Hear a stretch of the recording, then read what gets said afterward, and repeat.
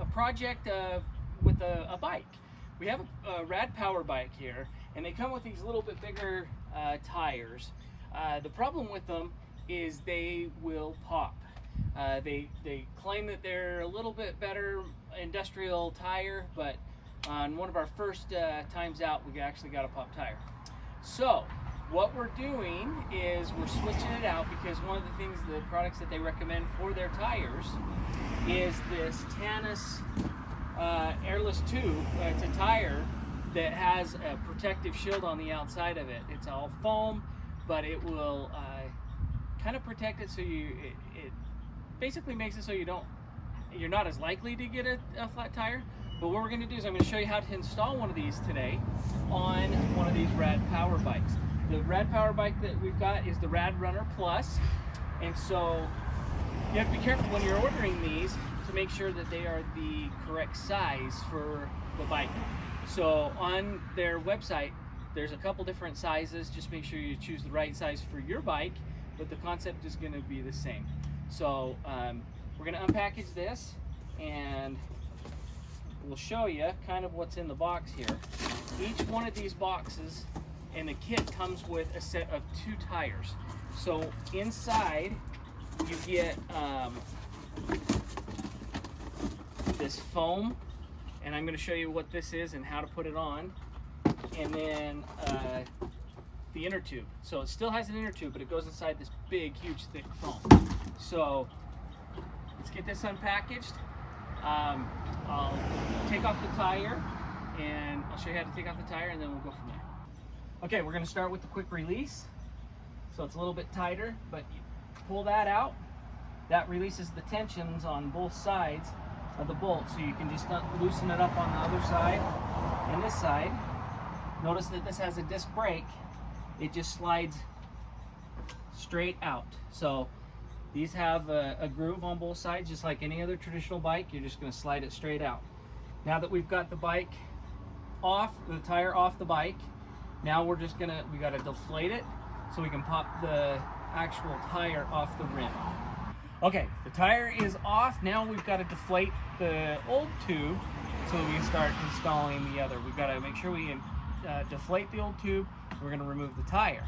So we need a couple tools to do that. We're going to first undo the stem, the cap on the stem valve, and then you need some kind of a tool. You can have, there's a bunch of different tools out there. So there's like a tire gauge. On the back of the tire gauge, there's usually a little pin on it. You just stick it on the back like this and start letting the air out. It takes just a second, but you can hear it kind of deflating. Okay, so now the tube is deflated. Now we got to actually take the tire off the rim so we can start installing this other stuff. I think the easiest way to do that, there's a couple different ways you can do it.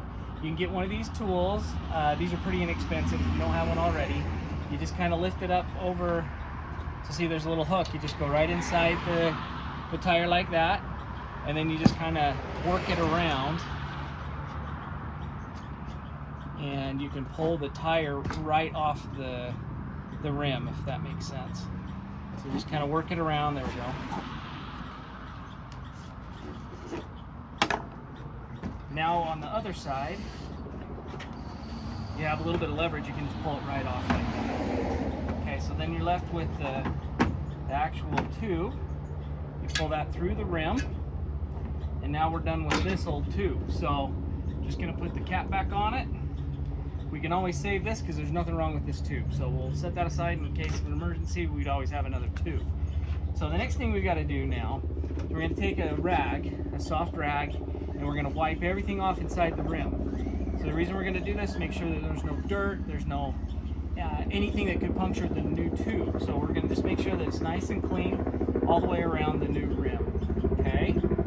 Then we're going to pull out this guy right here. This is your armor, and you'll notice that the inside of it is actually a little bit thicker in the foam.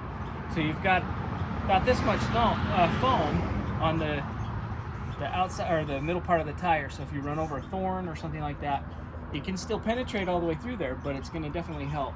The sides are a little bit weaker, but that's kind of just true for any tire, but it will give you a little bit of extra protection. If you look, it's not really that thick on the side, but it will give you a little extra protection. So the next thing we got to do is, you'll notice on this here, this will do a 20-inch by 3-inch to 4-inch tire. The tire we're working with today, it's a 20-inch by 3.3. So what we have to do is, this foam is a little too big for this tire. So we're gonna have to do a little bit of trimming. But in order to know how much trimming we gotta do, we gotta first install the actual armor into the tire.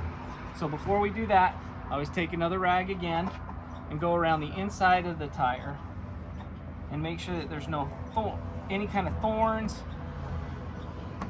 any kind of sand or grit or anything that could be in there. I like to wipe it down, and then I like to fill with my hand, because you can feel if there's any dirt or particles that are inside the inside of the tire. Okay, that feels pretty clean. So what we're going to do, we'll now take this, and this is not terribly difficult, but you just grab it and start forcing it inside the tire.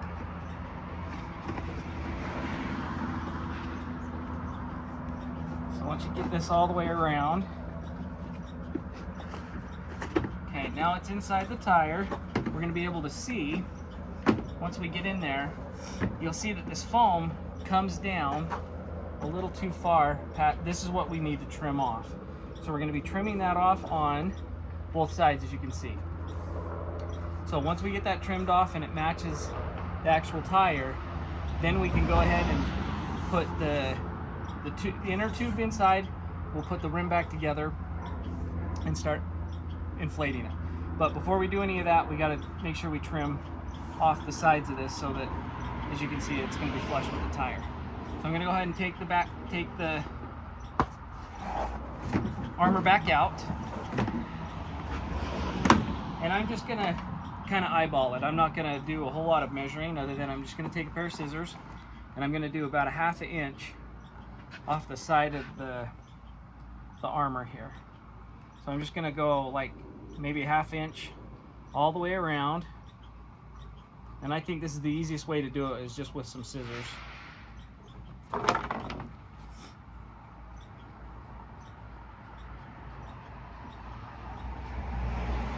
We're going to do this to both sides of this armor.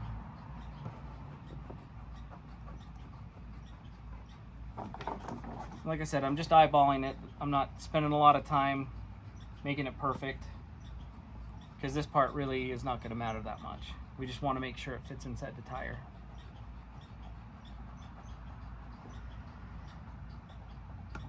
Okay, so there's that much I took off of the one side. We'll flip it over, and I'm going to do the exact same thing. I'm going to just do about a 1/2 inch on each side, maybe a little bit more, but just kind of eyeballing it just so we can get it to fit inside that tire.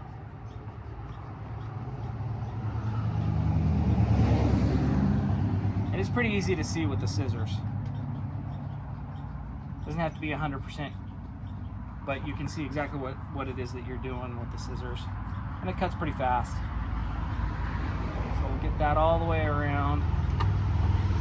Okay, so just work it with your fingers. Okay, so one of the products that I really like, I recommend, is just this slime. I just got on Amazon, ordered up a gallon of slime.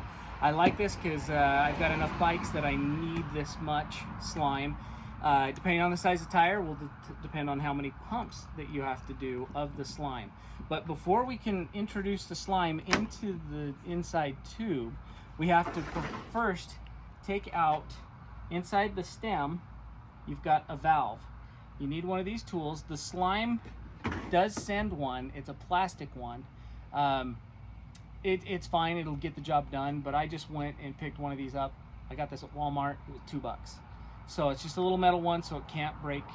It's much easier to use. So this little tool is designed to go into the valve like that. Okay, so we're working this tool, get it all the way undone, and once it's unscrewed, the little tiny stem, the little valve part comes out, okay? So that just leaves an open hole straight from the stem for us to apply the slime. Now the slime always comes with a tube. It's the perfect size to slip right over the top of your valve stem right here. So because we don't have any pressure on it, you kind of have to hold it as you're putting it in. That's all you need to do, is just get it on like that, if you can see that. Okay, now kind of put that to the side. I forgot to open the pump. So once we open the pump, there we go. Okay, now on the side of this, it'll show a bicycle takes 4 pumps, a motorcycle takes 8 pumps. Well, we have kind of a hybrid bike. It's kind of a moped style. These are much fatter style tires. It requires more than the 4, so I'm going to actually put in 8 pumps. So that doesn't count yet till it gets in there. Okay, so now I've got the whole tube is filled with slime. I'm going to go 8 pumps. 1, 2, 3, 4, 5, 6, 7, 8. Okay, now we've got the slime in. Everything looks good. I'm just double checking. Everything on the tire is now tied around the rim. We don't have any of that foam exposed. I don't see any of the rubber tubing. So now it's time to inflate the tire. So what we're going to do is, we got the stem in there nice and tight. I'm going to hold the stem with one hand while I put the inflator on the other, and I'll show you what I like to use. Okay, now we're finally ready to re-inflate the tube and get it back on the bike.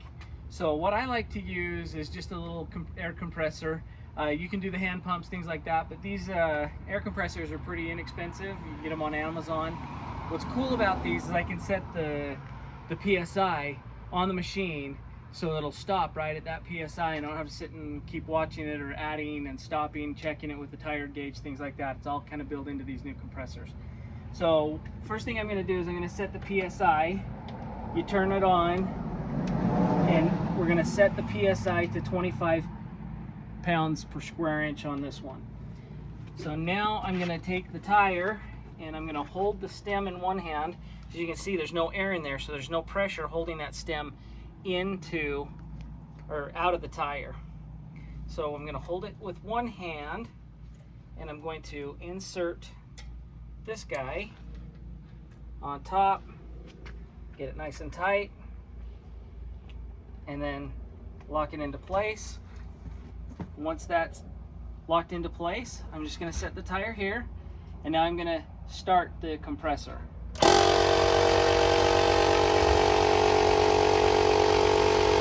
So as that's inflating, I'm going to be checking the tire to make sure that I don't get any weird bulges. If I do, I'm going to turn it off.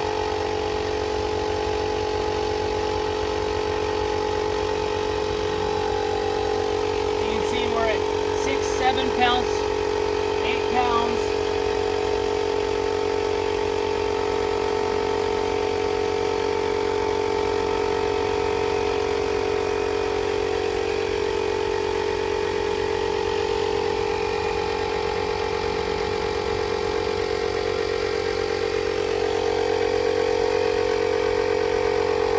I'm just going to let it inflate.